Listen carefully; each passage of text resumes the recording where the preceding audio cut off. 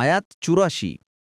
وَإِذْ أَخَذْنَا مِيثَاقَكُمْ لَا تَسْفِكُونَ دِمَاءَكُمْ وَلَا تُخْرِجُونَ أَنفُسَكُمْ مِنْ دِيَارِكُمْ ثُمَّ أَقْرَرْتُمْ وَأَنْتُمْ تَشْهَدُونَ।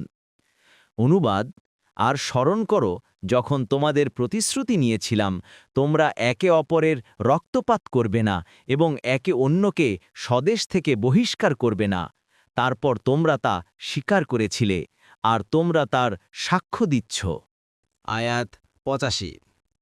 ثم أنتم هؤلاء تقتلون أنفسكم وتخرجون فريقا منكم من ديارهم تظاهرون عليهم بالإثم والعدوان وإن يأتوكم أسارى تفادوهم وهو محرم عليكم إخراجهم أفتؤمنون ببعض الكتاب وتكفرون ببعض فما جزاء من يفعل ذلك منكم إلا خزي في الحياة الدنيا ويوم القيامة يردون إلى أشد العذاب وما الله بغافل عما تعملون।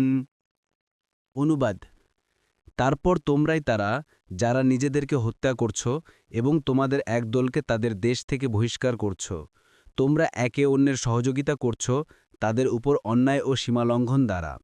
আর তারা যখন বন্দীরূপে তোমাদের কাছে উপস্থিত হয় তখন তোমরা মুক্তিপণ দাও, অথচ তাদেরকে বহিষ্কার করাই তোমাদের উপর হারাম ছিল।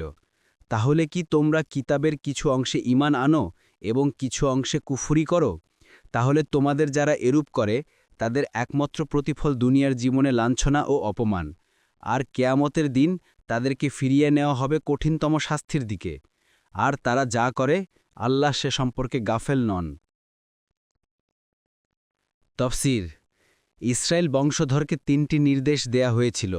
প্রথমত খুনাখুনি না করা, দ্বিতীয়ত বহিষ্কার অর্থাৎ দেশ ত্যাগে বাধ্য না করা, এবং তৃতীয়ত স্বগোত্রের কেউ কারো হাতে বন্দী হলে অর্থের বিনিময়ে তাকে মুক্ত করা। কিন্তু তারা প্রথমোক্ত ২টি নির্দেশ অমান্য করে তৃতীয় নির্দেশ পালনে বিশেষ তৎপর ছিল। ঘটনার বিবরণ এরূপ: মদিনাবাসীর মধ্যে ঔস ও খাজরাজ নামে ২টি গোত্রের মধ্যে শত্রুতা লেগেই থাকত, মাঝে মাঝে যুদ্ধও বাধত। মদিনার আশেপাশে ইহুদিদের ২টি গোত্র বনি কুরাইজা ও বনি নানির বসবাস করত। ঔস গোত্র ছিল বনি কুরাইজার মিত্র এবং খাজরাজ ছিল বনি নাদিরের মিত্র।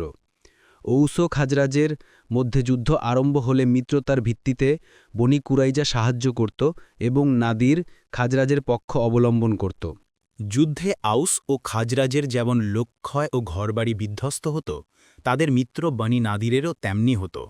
বনি কুরাইজাকে হত্যা ও বহিষ্কারের ব্যাপারে শক্রপক্ষের মিত্র বনি নাদিরেরও হাত থাকত। তেমনি নাদিরের হত্যা ও বাস্তুভিটা থেকে উৎখাত করার কাজে শক্রপক্ষের মিত্র বনি কুরাইজারও হাত থাকত। তবে তাদের একটি আচরণ ছিল অদ্ভুত।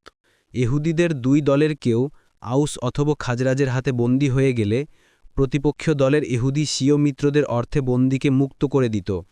কেউ এর কারণ জিজ্ঞেস করলে বলতো, বন্দীকে মুক্ত করা আমাদের উপর ওয়াজিব।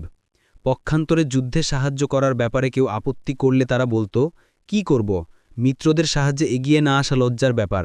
আলোচ্য আয়াতে আল্লাহ তাদের এই আচরণেরই নিন্দা করেছেন এবং তাদের এই অপকৌশলের মুখোশ উন্মোচন করে দিয়েছেন। ইবনে কাসির।